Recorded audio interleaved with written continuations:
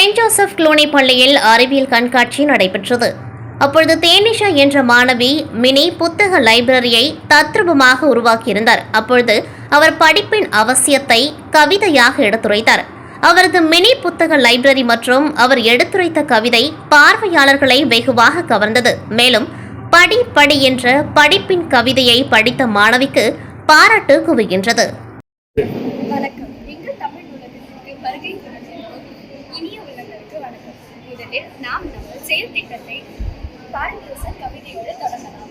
நூலைப்படி நூலைப்படி சங்க தமிழ் நூலைப்படி முறைப்படி நூலைப்படி காலையில் படி கடுப்பகல் படி மாலை இரவு பொருள்படும்படி நூலைப்படி கற்பவை கற்கும்படி வள்ளுவர் சொன்னபடி கற்கத்தான் வேண்டும். அப்படி கல்லாதவர் வாழ்வதெப்படி?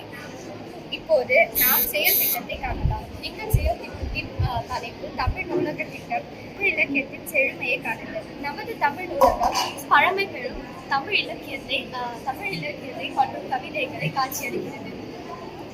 இதில் பண்டைய நூல்கள் மற்றும் கவிதைகள் உள்ளன. இலக்கிய பாரம்பரியத்தை பாதுகாக்கவும் மேம்படுத்தவும் மற்றும் தமிழ் பன்முக தன்மையை காட்டுவது எங்கள் நோக்கம்.